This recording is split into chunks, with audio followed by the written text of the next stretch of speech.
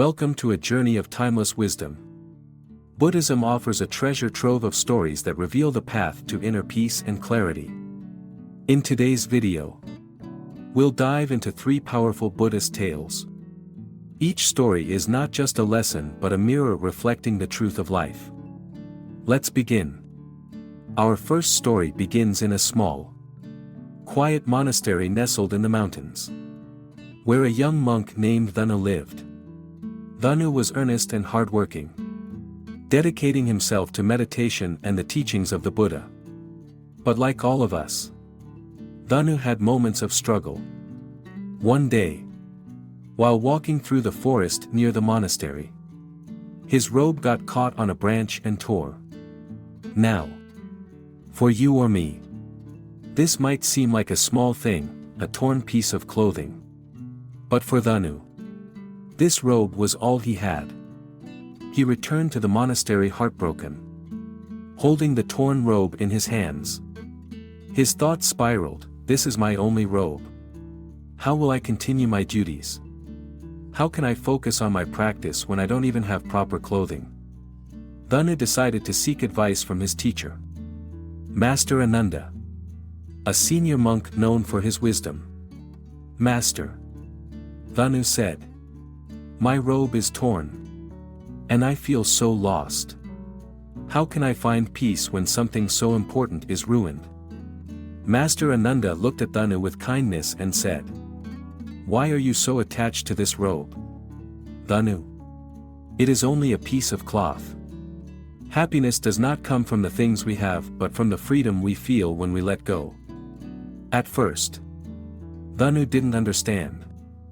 "But Master," he asked, "if I don't have my robe, how can I live comfortably?" Master Ananda smiled and said, "Comfort is not about having everything in perfect condition. It's about accepting the imperfections and understanding that nothing in life is permanent, not even this robe." Inspired by his master's words, Thanu decided to mend the robe himself. As he stitched each thread, he began to realize that his attachment to the robe was the source of his suffering, not the tear itself. Over time, he learned to cherish the simplicity of life, finding joy in what he had instead of lamenting over what he lacked.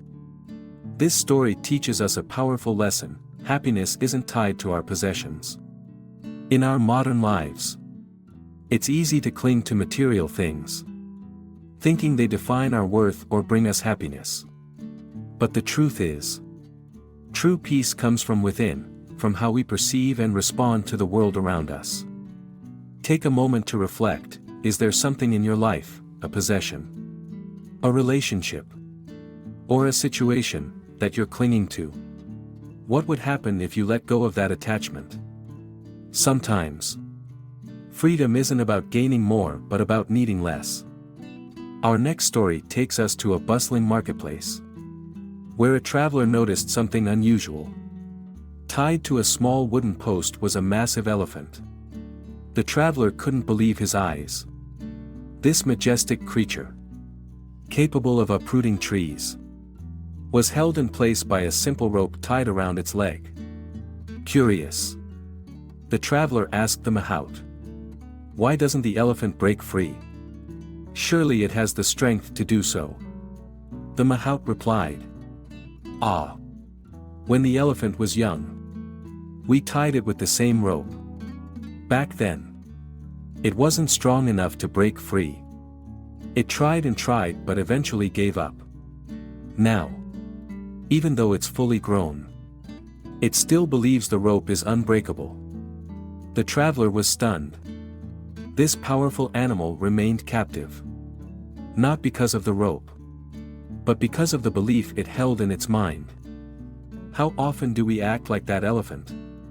How many of us are held back not by real limitations but by the false beliefs we've carried from our past? Maybe someone told you that you weren't good enough, and you believed them. Or maybe you failed at something once and convinced yourself that you'd never succeed. These ropes of self-doubt and fear can hold us back for years, even decades. But here's the thing: you are not the same person you were back then. You've grown. You've learned. You've changed. And just like that elephant, you have the power to break free, if only you believe you can. Take a moment to ask yourself, what rope is holding me back? And what would happen if I decided today to break free? Our third story is about a king, a man who, like many of us, found himself reflecting on his life only when it was nearing its end. This is the tale of the king's 4 wives. A story that teaches us about what truly matters in the face of life's greatest certainty, death. Once upon a time, there was a powerful king who lived in a grand palace.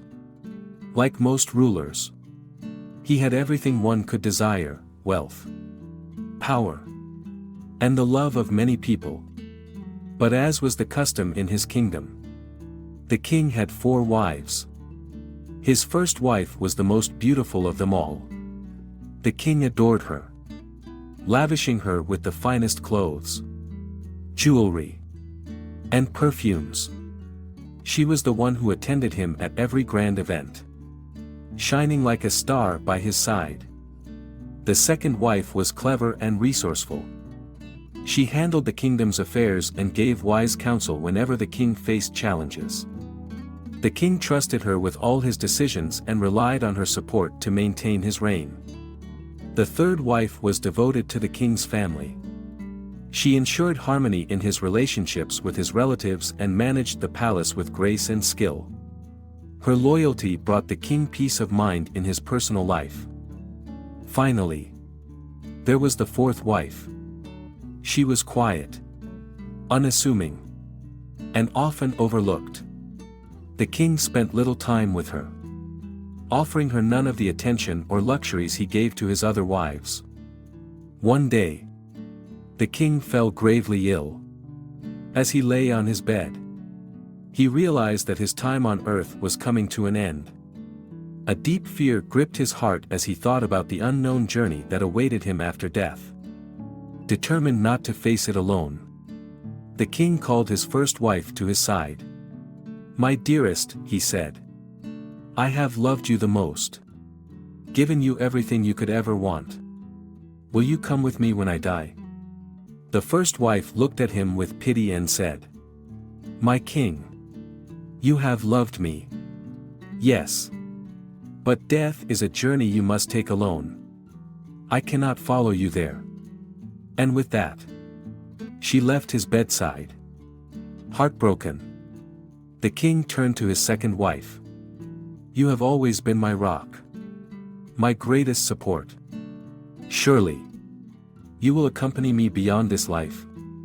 But the second wife shook her head. "I am sorry. My king," she said, "I can only serve you in this life. When you die, I will serve another." The king's heart sank. In desperation, he summoned his third wife. "You have been loyal and kind to me. Surely, you will not abandon me now." The third wife sighed and said, "My king, I can only walk with you to the gates of the grave. Beyond that, I cannot go." Tears filled the king's eyes. It seemed he would face death completely alone.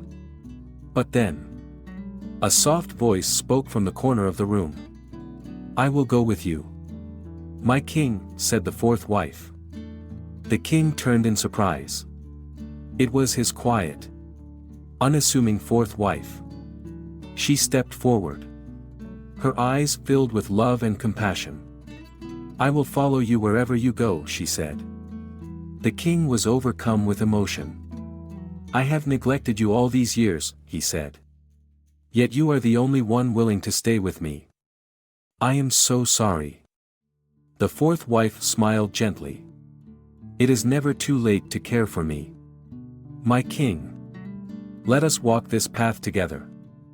And so, the king learned the greatest truth of his life: the fourth wife, whom he had ignored and undervalued, was the only one who would remain with him in the end. This story is rich with symbolism. The king's 4 wives represent the 4 parts of our lives. The first wife represents our possessions, our material wealth. The things we spend so much time acquiring. When we die, none of these things can come with us. The second wife symbolizes our status and achievements, the roles we play, the recognition we receive. While they may define us in life, they do not follow us in death. The third wife stands for our relationships, family and friends. They may walk beside us for much of life's journey, but ultimately, they can only accompany us so far.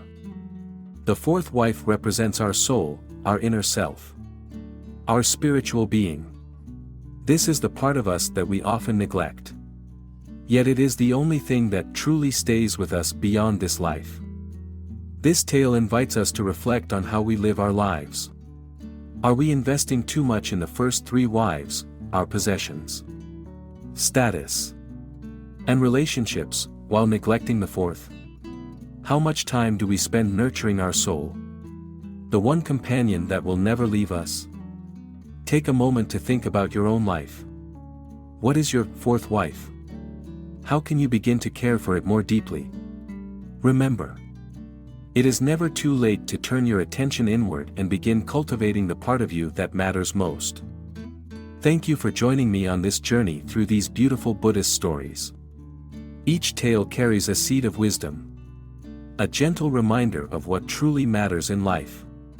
Whether it's letting go of attachments, challenging self-doubt, or focusing on the present moment, these lessons are as relevant today as they were thousands of years ago.